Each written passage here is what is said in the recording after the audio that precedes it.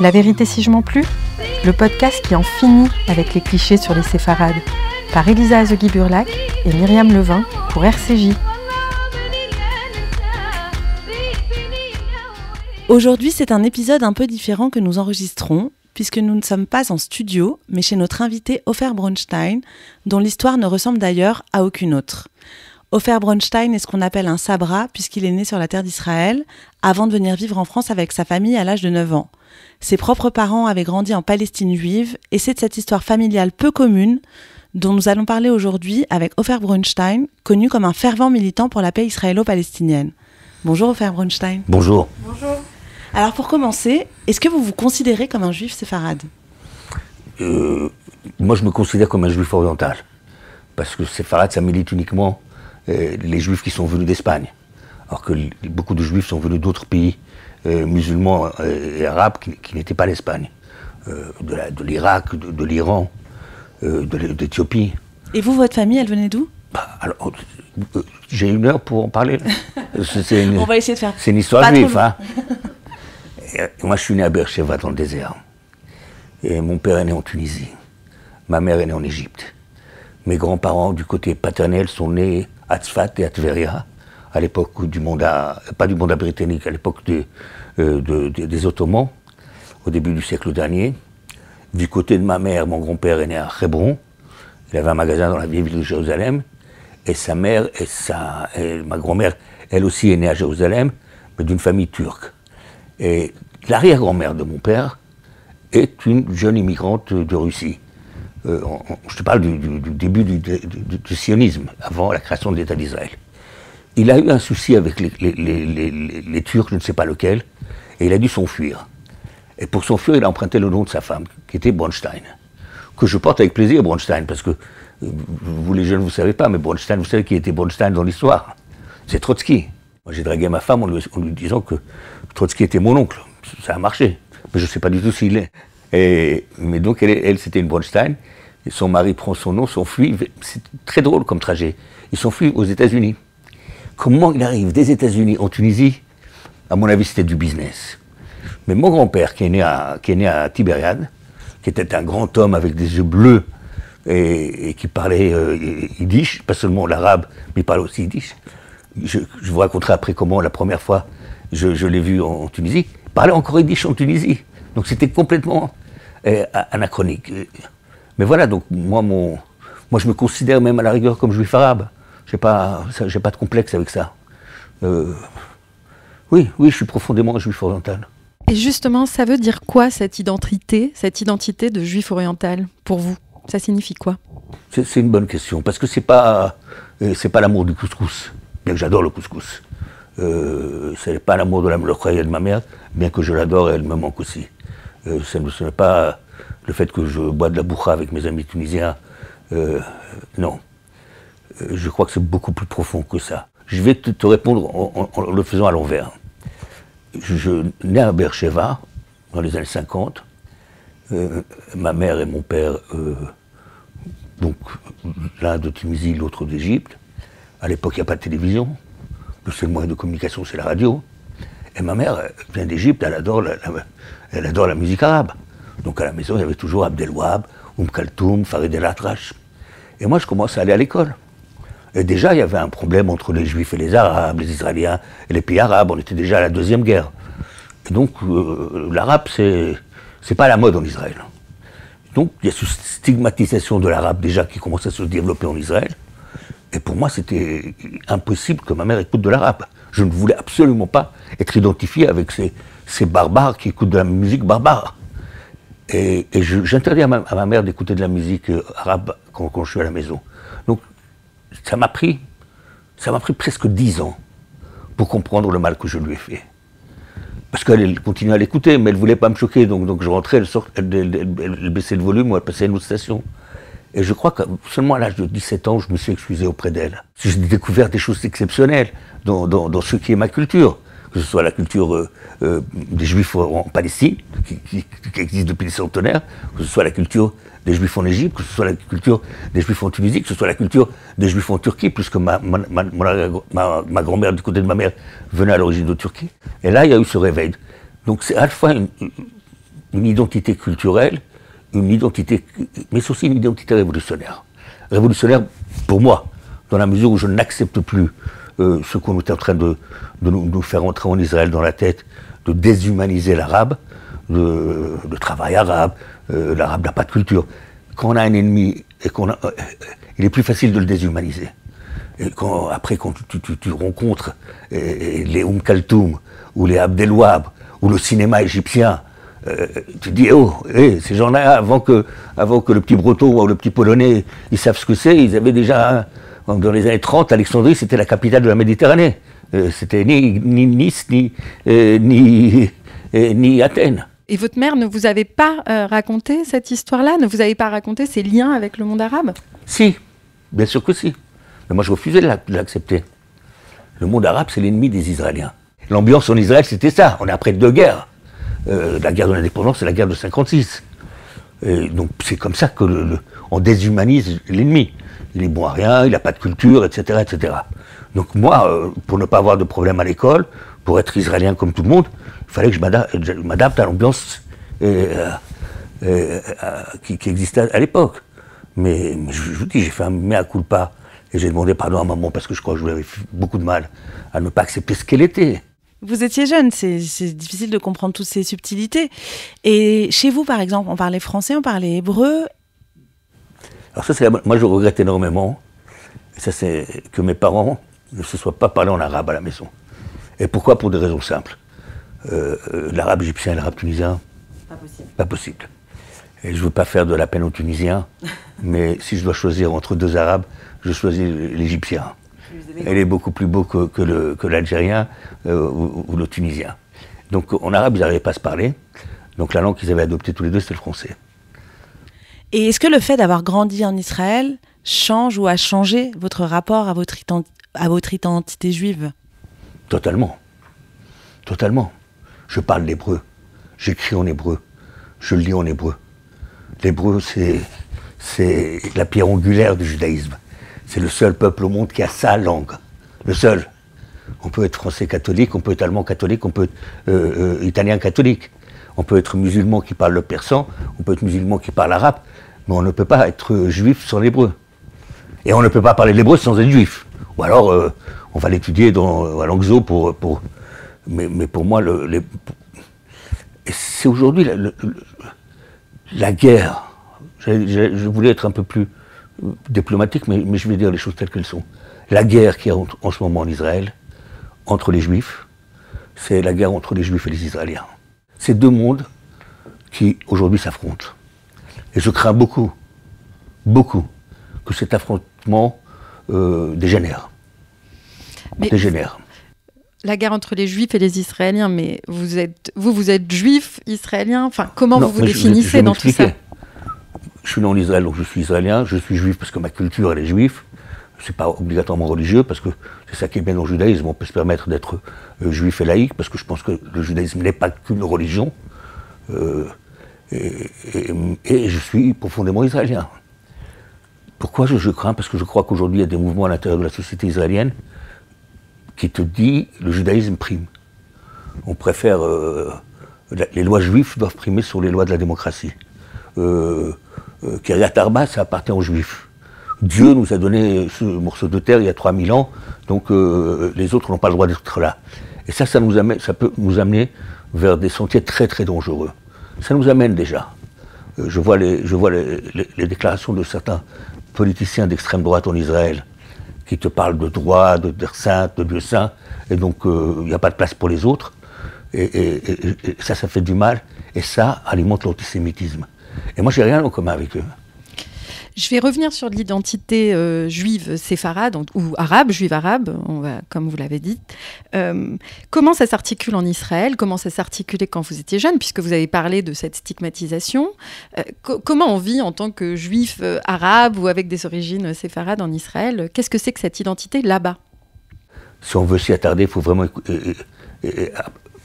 apprendre le sionisme et apprendre la création des... Il faut commencer à analyser 100 ans, pas 100 ans, 500 ans en arrière. Parce que le judaïsme qui veut rentrer en Israël ou qui rentre en Israël, il n'est pas sioniste. les Juifs qui arrivent même de l'Afrique du Nord au XVIIIe siècle, au début du XIXe siècle, ils viennent parce que c'est religieux, ils viennent parce qu'ils sont juifs. Ils ne viennent pas parce que Dreyfus a été condamné, c'était bien avant Dreyfus. Donc leur motivation était différente. Mais ceci dit, ça commence, et là c'est une analyse marxiste que je fais, il faut aller voir les films, comment on recevait les Juifs venus du monde arabe, contrairement aux Juifs qui venaient d'Europe de l'Est. On les arrosait de DTT quand ils arrivaient, comme si c'était des malades. On les mettait au milieu de la nuit dans des camions. Quand ils arrivaient en Israël? Oui, quand les Juifs qui venaient de pays arabes, dans les années 50, on les mettait au milieu de la nuit dans des camions. Ils se retrouvaient 3 heures après au milieu des déserts.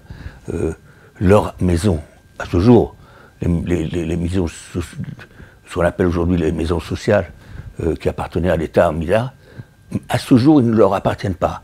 Alors que les Ashkénazes qui sont arrivés à la même époque ont reçu des maisons dans le même statut dont ils sont les propriétaires. Ça paraît anecdotique, mais c'est pas quelqu'un qui a une maison au son nom et quelqu'un qui n'a pas de maison au son nom, ça fait une grande différence pour tes enfants, tes arrière-enfants. Regarde le nombre de séfarades qu'il y a aujourd'hui dans l'académie israélienne. Aujourd'hui, je crois qu'on se trouve à moins de 20% d'enseignants dans les universités israéliennes qui sont d'origine séfarade, orientale, arabe. Regarde le pouvoir israélien. Il n'y a jamais eu de Premier ministre séfarade en Israël. Alors qu'il représente aujourd'hui quand même, peut-être avec l'arrivée des Russes, il représente moins que les 60% qu'il faisait, mais il représente presque la moitié. Je peux te donner des exemples tout au long de la route, comment ils étaient considérés, comment ils étaient vus. Il faut voir ce que David Ben Gurion disait d'eux. Il faut voir ce que les pères fondateurs du sionisme disaient d'eux. Je ne sais pas si c'était de l'amalisme, mais c'était certainement une grande ignorance. D'ailleurs, il y a eu les Black Panthers israéliens, non? Qui étaient des Marocains. Oui, pas seulement Marocains, mais surtout des Marocains qui venaient de Moussara à Jérusalem. Tous mes amis et tous qui me mentent. Petit à petit, le dernier qui est mort il n'y a pas longtemps, c'est Charlie Beaton, que j'adorais. Et les Panthères Noirs, c'est vraiment un tournant dans la conscience séfarade, parce que c'est un combat pour l'égalité. Pour les jeunes qui nous écoutent et qui ne connaissent pas forcément, vous pouvez nous dire un mot de ce qu'étaient les Panthères Noirs? Écoutez, ils ont choisi le nom parce qu'ils étaient influencés par les Panthères Noirs américains, qui se sont battus pour l'égalité des droits aux États-Unis. Donc ils se sont inspirés de ce nom-là. C'est des jeunes qui viennent des quartiers déshérités à la base à Jérusalem, Mousrara. Après, ça a contaminé, si je peux dire, tous les quartiers déshérités d'Israël. Et les quartiers déshérités d'Israël, c'est les séfarades qui y vivent. Ce n'est pas les Ashkénazes. Pourquoi? Parce que leurs écoles sont moins bonnes, parce qu'ils habitent dans des logements qui sont insalubres, parce que leur père est encore au chômage, parce qu'ils n'ont aucune chance de se développer, d'arriver à l'université, parce que dès la 3e, on les envoie faire des BTS de mécanicien. Je n'ai rien d'autre, mais on ne leur laisse pas d'autres alternatives. Et ils le comprennent. Et ils décident de se soulever. Et on se rappelle aussi des Panthères Noirs, pas parce que leur cause était juste, pas parce qu'ils étaient virulents dans leur combat, mais parce que l'establishment de l'époque n'avait absolument pas compris ce qui se passait. Mais quand tu entends Golda Meir, Premier ministre de l'État d'Israël, dire « ils ne sont pas sympathiques ces gens-là », tu comprends qu'ils sont en train de passer à côté. Ils n'ont pas compris que ces gens-là, ils veulent une égalité de droits. Ils veulent que ceux qui sont soient respectés. Et je le regrette, mais je crois que même aujourd'hui, une grande partie de l'élite israélienne ne l'a pas compris. Mais c'est vrai que nous, on ne se rend pas forcément compte d'ici, de France, de cette guerre ashkénaze-séfarade, en Israël en tout cas. Même l'histoire de la paix, et ça me révolte le plus, ils se sont accaparés. La paix, c'est devenu un mouvement ashkénaze. On ne le dit pas comme ça, personne n'en parle. Mais quand tu vois la paix maintenant, de l'époque, quand tu vois toutes les organisations, je ne te parle pas d'aujourd'hui, mais au départ, toutes les organisations de gauche ou de paix, c'était nous les ashkénazes, on sait ce qui est bon pour la région. C'était une arrogance que les Arabes n'acceptaient pas. Macron me demande de mener une mission pour le rapprochement israélo-palestinien. À l'époque, c'était plus facile, aujourd'hui ça va être très très dur. Mais je vais voir le président palestinien, je lui dis voilà, on veut faire des choses ensemble. Il m'a dit regarde ce que je te demande. Je te demande de réunir qui tu veux à Paris, tous les juifs que tu veux, mais qu'ils soient tous d'origine de pays arabes. Avec eux je veux parler. Ça, c'est quelque chose qui s'est passé il y a 2 ans. Je lui dis, vous me l'écrivez, et il me sort un courrier. Mais pourtant, on a aussi l'impression, nous, on a beaucoup parlé à des gens d'origine juifs d'Afrique du Nord, nos familles viennent de Tunisie, du Maroc, pour nous, et on a l'impression quand même que d'une certaine manière, l'histoire des Juifs en pays arabes a été percutée par la création de l'État d'Israël. Ça a changé finalement quand même le statut des Juifs dans ces pays-là. Donc c'est très difficile aujourd'hui de voir comment articuler ces deux identités. Je suis d'accord, je ne veux pas romantiser non plus la situation. Les Juifs dans beaucoup de pays arabes ont souffert, n'ont pas toujours eu l'égalité des droits. Mais si on les compare à la même époque à ce que vivaient les Juifs ashkénazes, c'est incomparable. Mais après Israël, c'est là qu'il y a eu après la création d'Israël, ça a créé énormément de tensions. Bien sûr, c'est la création d'Israël. On le vit aujourd'hui en ce moment à Paris. C'est le conflit israélo-palestinien qui est en train d'alimenter l'antisémitisme. Et c'était pareil dans les pays du Maghreb, vous diriez? C'était des hauts et des bas. Mon père est devenu français parce qu'il était apatride. Ils sont arrivés de Palestine, ils n'avaient pas de carte d'identité. Grâce au décret Crémieux, je suis français. Mais lui, il n'a jamais été tunisien. Et Vichy est rentré en Tunisie, contrairement au Maroc.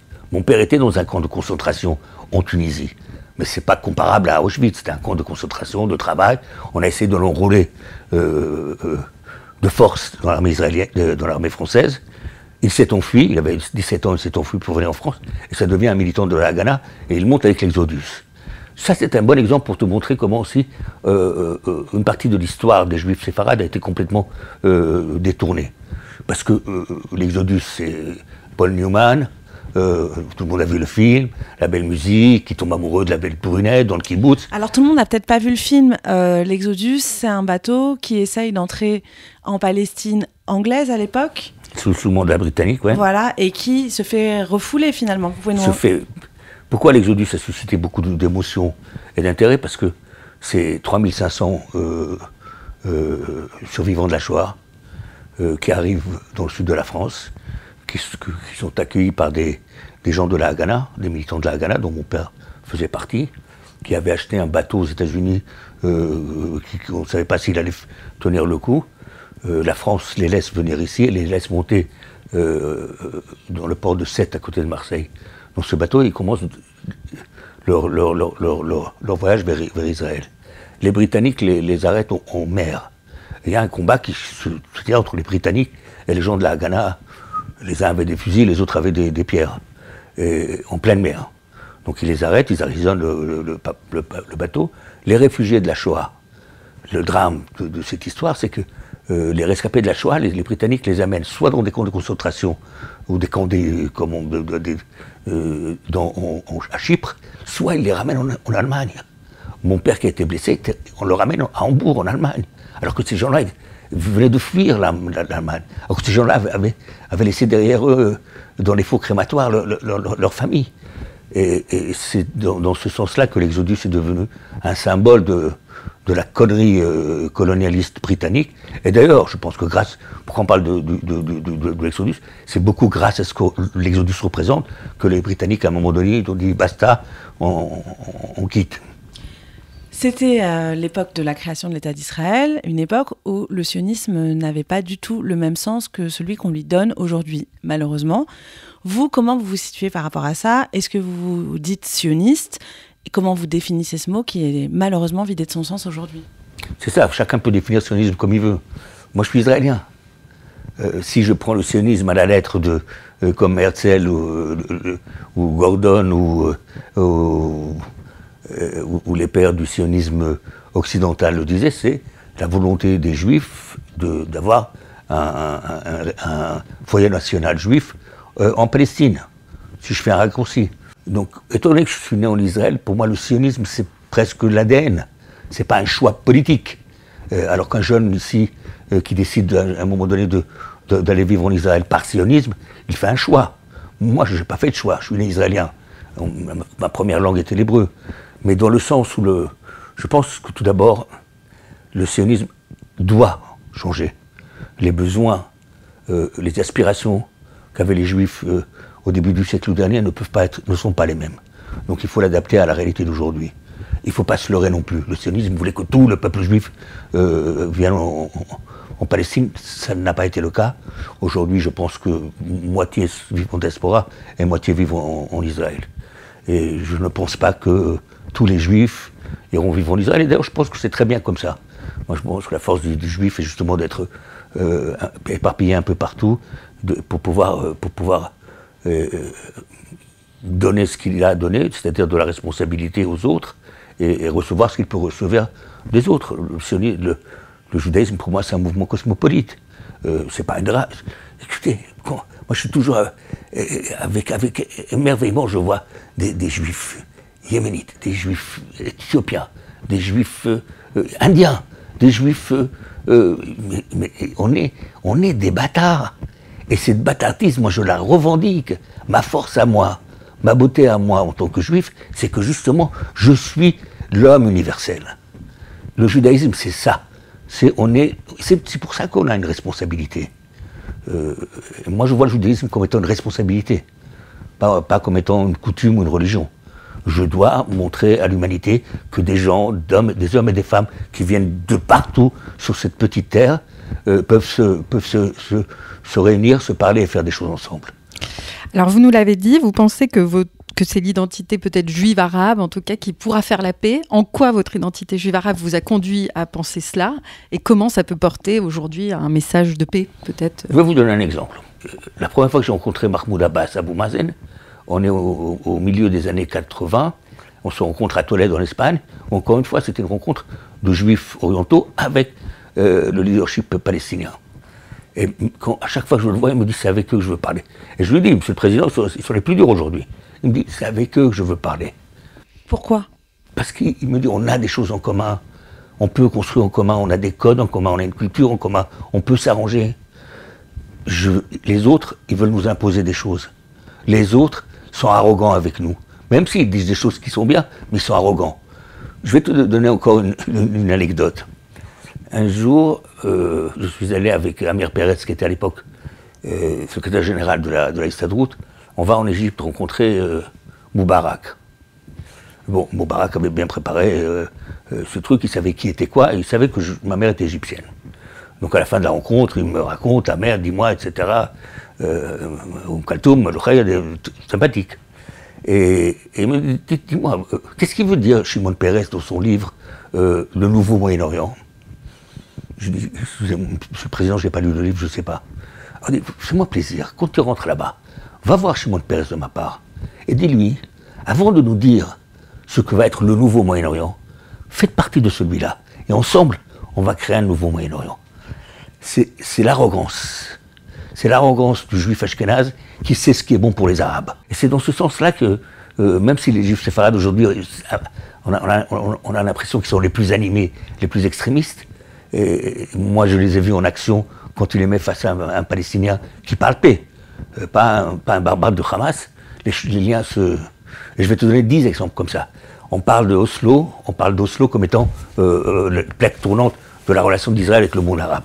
Avant Oslo, on est en 93. En 1987, le grand rabbin d'Israël, Ovadia Yosef, qui est le père fondateur de Chasse, sort un psak halakha.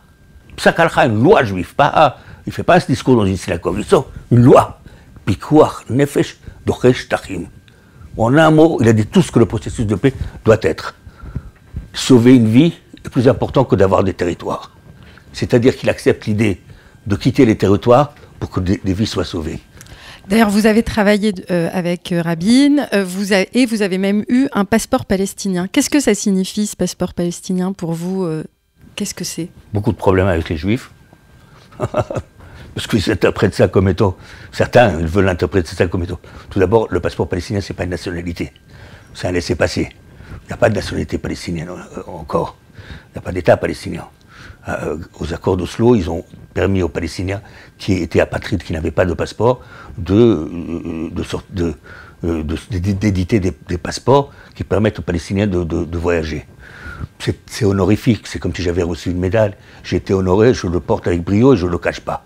Certains l'interprètent comme étant de la traîtrise, c'est leur problème. Et moi, je ne m'en cache pas. Et je continuerai à ne pas m'en cacher. Moi, je suis pour la solution des deux passeports. Ceux qui m'en veulent pour en avoir un seul, à mon avis, ils veulent un seul passeport et c'est pas dans leur intérêt. On va revenir à des choses un peu plus légères, parce qu'on a évoqué plusieurs fois des références musicales, mais on n'a encore rien écouté. On demande toujours à nos invités de nous choisir un morceau qui les ramène à leurs origines, donc séfarade ou la orientale. Vous avez choisi quoi et pourquoi ? Regardez, moi j'ai travaillé avec un homme que j'admire, qui était un des précurseurs de la musique israélienne. Mais israélienne dans le sens où vraiment il a su capter ce qu'était la société israélienne, et donc les notes, le goût, la saveur est orientale. Les paroles sont très souvent ashkénazes d'ailleurs. Il a repris des poètes ashkénazes, il a fait des merveilles. Ce garçon s'appelait Shlomo Bar. À la base il s'appelait Shlomo Ben Gauzi, immigré du Maroc, qui travaillait dans la construction de maisons dans les années 50, mais qui avait la musique, mais vraiment, il n'a pas étudié. Elle a été innée chez lui, c'est une force exceptionnelle. Un homme que j'admire, pas seulement en tant qu'homme, mais ce qu'il a donné à la société israélienne. Et je pense que Shlomo Bar était le premier à donner aux Israéliens quelque chose d'israélien. Et la chanson s'appelle ? Alors celle que je pensais que vous devriez faire écouter, une qui est sympathique parce qu'elle est rythmée, c'est Shechachoret.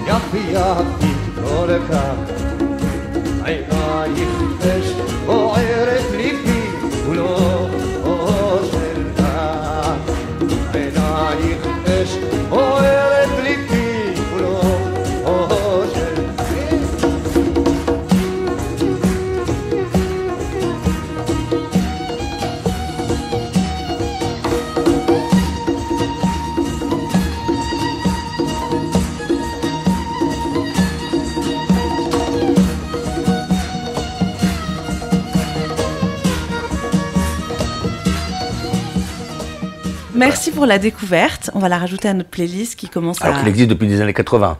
Oui, mais c'était le précurseur. On redécouvre grâce à nos invités. Donc je suis ravi que les jeunes apprennent à le connaître. On va parler un peu de l'actualité. On est un peu obligés. On se demande, nous, si le 7 octobre marque un nouveau tournant pour les Juifs qui vivent encore dans les pays arabes.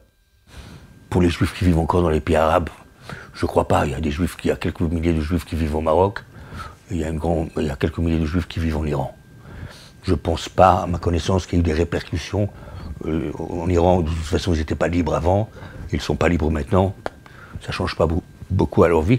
Et au Maroc, d'après les contacts que j'ai avec mes amis marocains, les juifs marocains ont été épargnés. Je n'ai pas entendu parler d'antisémitisme ou d'incidents. J'ai vu de grandes manifestations contre Israël, oui, mais je n'ai pas entendu d'incidents entre arabes et juifs au Maroc. Peut-être que je me trompe, mais moi, je n'en ai pas entendu parler. J'en ai entendu parler beaucoup d'incidents d'antisémitisme ici en France ou aux États-Unis, mais je n'en ai pas entendu au Maroc. Et je voulais aussi vous rappeler le rôle du Maroc, parce que c'est quand même la plus grande communauté juive orientale, juive séfarade, venez du Maroc. Le roi Mohammed V, on lui demande, les nazis lui demandent de demander à ces juifs de porter l'étoile jaune. Et sa réponse a été exceptionnelle. Il a dit d'accord, donnez-moi pour les juifs, mais vous m'en donnez encore 5. Il dit pourquoi encore 5? Il dit parce que moi et ma famille, on va les porter aussi. C'est le Maroc. Tu touches pas à mes juifs.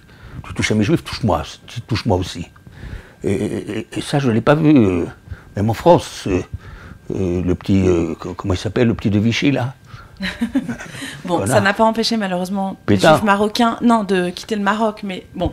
Le contexte était la création de l'État d'Israël. On en revient toujours à ça, malheureusement, mais pour rester sur... Ça ne les empêche pas d'y revenir massivement en ce moment. Voilà, alors je ne sais pas comment c'est depuis le 7 octobre, parce que malgré tout, cette date, je pense, a été un séisme. Là, on a parlé des juifs du monde arabe, mais d'après vous, qu'est-ce que cette date a changé pour les juifs du reste du monde? Donc moi, je pense qu'il y a quatre dates qui sont le ciment, qui sont importantes dans l'histoire du judaïsme et d'Israël. C'est le 15 mai, le jour où Ben Gurion déclare l'indépendance et la création de l'État d'Israël. La guerre des 6 jours, parce que, militairement, c'est une victoire exceptionnelle, etc., etc. Mais ça a été aussi, on dit que c'est la plus grande victoire qu'Israël, mais je pense aussi que ça a été la plus grande défaite d'Israël. Dès le départ, il ne fallait pas s'attacher à ces territoires. Ces territoires ont été pris à la Jordanie, ils ont été pris à l'Égypte. Il fallait les rendre à l'Égypte, il fallait les rendre à la Jordanie. Donc pour moi, c'est une date qui va être marquée dans l'histoire d'Israël. Et on a deux autres, celle du 7 octobre, le pogrom. Israël, pour la première fois de sa vie, est touché dans le cœur d'Israël, pas aux frontières. On n'attaque pas des tanks, on attaque des enfants, on attaque des femmes de la façon la plus barbare possible. Donc c'est une date qui va marquer pour 2 raisons. 1, la barbarie du Hamas, et 2, et on va comprendre l'ampleur très bientôt de l'erreur catastrophique de l'armée israélienne et des pouvoirs publics israéliens. Comment nous, l'armée la plus forte du monde, un truc comme ça, on laisse... quelques jours après, il y a eu des missiles qui venaient d'Iran, on est arrivé à les battre. Alors là, il y a 1000 mecs en mobilette qui arrivent, et on les laisse faire. On va devoir donner des comptes, on va devoir essayer de comprendre pourquoi c'est... Et la 4e date, justement, celle de la nuit du 13 au 14 avril. Pourquoi je la trouve très importante? Parce que pour la première fois dans l'histoire, l'Iran décide d'attaquer Israël. Et d'attaquer Israël massivement. 500 missiles de portées différentes sont envoyés presque en même temps. Et les alliés d'Israël, en particulier les Britanniques, les Américains et les Français, et les Jordaniens, c'est la première fois qu'un pays arabe envoie des avions pour protéger Israël. Et les pays du Golfe, qui ont donné des informations, y compris l'Arabie Saoudite, à Israël contre l'Iran. C'est la première fois qu'il y a une coalition à la fois régionale et à la fois locale pour les intérêts d'Israël. Je suis ravi qu'Israël et ses alliés avaient les moyens technologiques pour que ces missiles ne fassent pas de dégâts. Mais ce qui est extraordinaire, et j'espère que ces prochains jours, on va en profiter en Israël, on va avoir l'intelligence d'en profiter, il y a une coalition qui est là pour dire « nous, on va défendre Israël.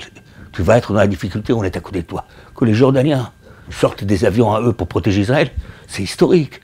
Que les Émiratis donnent des informations aux Israéliens, c'est historique.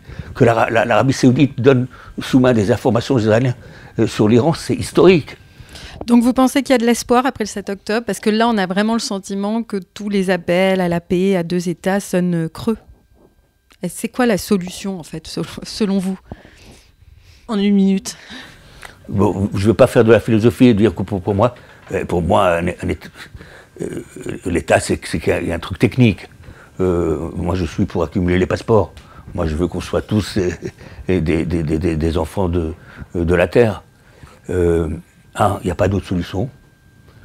Il y a 3 solutions.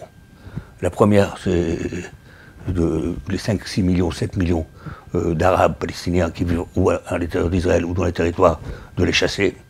Moi, je veux voir qui peut le faire. Et donc, elle n'est pas viable. La deuxième solution, c'est un seul État. Et aujourd'hui, ils sont moitié musulmans, moitié juifs, et qu'il y a un peu de catholiques, mais très bientôt, il y aura une majorité musulmane. Donc, un seul État avec un vote par personne, ça veut dire que très vite, les juifs seront en minorité. Mais je crois qu'on n'est pas prêt. Sur le principe, je suis pour. Moi, le modèle européen, je l'adore. On s'est réconcilié avec l'Allemagne, alors que la guerre était plus dure avec l'Allemagne. Mais on n'est pas prêt. Aujourd'hui, il y a trop de poison qui a été injecté dans les veines des Israéliens et des Arabes. Donc on n'est pas prêt. Il faut préparer petit à petit à une fédération, à une confédération avec la Jordanie, avec l'État. Il faut passer par l'étape de l'État palestinien, même si elle est temporaire. Même si après les Jordaniens rentreront dans la chose. C'est aussi important pour les Palestiniens. C'est retrouver l'honneur perdu. Vous savez, c'est pour ça que je ne rentre pas dans les détails. J'ai déposé hier un rapport de 150 pages au président Macron pour lui donner quelques idées. Ça prend, on doit laisser, c'est à lui de décider de comment on peut sortir de la situation. Alors, pour faire la paix, il faut 4 choses, à mon avis, et qui sont au-delà de la technique, un État, 2 États, Jérusalem, pas Jérusalem. Il faut avoir de l'humilité. Il faut considérer l'autre comme étant vraiment un égal. Il faut être généreux, parce qu'il y en a un qui a plus et l'autre qui a moins. Il va falloir s'entraider. Je crois la chose la plus importante, mais ça prendra du temps. Parce qu'il faudra des leaders très courageux. Pour le faire, c'est aussi se demander pardon. J'espère qu'un leader arabe un jour aura le courage de dire qu'on a fait des choses sur les Juifs et sur Israël qui sont absolument inacceptables. Et au nom de mon peuple, toi, mon ami juif, je te demande pardon. Un leader israélien devra le faire aussi. On a fait des choses qui sont inacceptables aux Palestiniens. Et un jour, j'espère qu'on aura un leader assez fort. Parce que demander pardon, ce n'est pas une faiblesse, c'est une force. Donc je pense que sur ces bases-là, on peut construire des relations de bon voisinage. Ça va prendre du temps, je ne suis pas naïf. Romantique peut-être, mongélique un peu, mais je pense que c'est possible. Moi, j'ai déjà touché à la paix. Moi, j'ai des amis palestiniens, mais des amis, pas des politiques. Et après Rabin, on oublie, après Rabin, ce qui s'est passé le 13 septembre 1993, on vote ce qu'on appelle les accords d'Oslo, on les fait à Washington, à la Maison Blanche, à la pointe des liens de main, historique, etc., Arafat, Rabin, on connaît. Mais le 13 septembre, dans la nuit, l'avion du Premier ministre et sa délégation, il va où? Il rentre pas en Israël. Il part vers le Maroc. Dans l'aube du 14 septembre, juste après la signature de ces accords, on atterrit à Rabat. Un avion d'El Al, avec un drapeau israélien, avec la moitié du gouvernement israélien, reçu officiellement par le roi Hassan II. Et une des choses, pourquoi je parlais d'humilité, une des choses que Rabin fait, on a passé une journée au Maroc, et après on est allé en Israël, mais une des choses qu'il est important pour lui de faire, et je l'ai faite avec lui, je pense que c'est une des photos les plus importantes pour moi, dans sa symbolique que j'ai avec Rabin, c'est que quelques mois auparavant, il y avait la grande mosquée de Casablanca qui avait été inaugurée, qui était à l'époque la plus grande mosquée du monde arabe. À l'époque, elle s'appelait Mohammed V, aujourd'hui elle s'appelle Hassan II, et Rabin veut aller la visiter. Et voir ce général israélien, lui c'est à Sabra, Rabin est le premier ministre à être né en Israël. Mais c'est un homme âgé déjà, Premier ministre, il a eu tous les rôles possibles, se baisser, et moi je l'ai aidé à le faire, pour retirer ses chaussures et pour rentrer dans la mosquée par respect aux musulmans. Donc il y a eu ce geste d'humilité envers l'islam et envers les Arabes, et il a compris qu'il fallait qu'il lance ce message. Mais ça manque. On va devoir terminer cette émission. On a une dernière question. qu'est-ce que vous transmettez de toute votre histoire qui est passionnante, qui est énorme, qui est immense? Qu'est-ce que vous transmettez de cette histoire à vos enfants? Le respect de l'autre, quel qu'il soit. Et pas seulement le respect. Vous savez, moi, quand j'accompagnais, mes enfants étaient petits, qu'on vivait en Israël, j'accompagnais les enfants tous les matins à l'école. En les quittant, je leur demandais toujours la même chose. Je te demande aujourd'hui de poser une bonne question. La réponse est moins importante que la question. Questionne tout. Ne prends jamais les choses comme étant évidentes. Pose-toi des questions, essaie de trouver des réponses. Fais-le avec humilité et fais-le avec le respect de l'autre.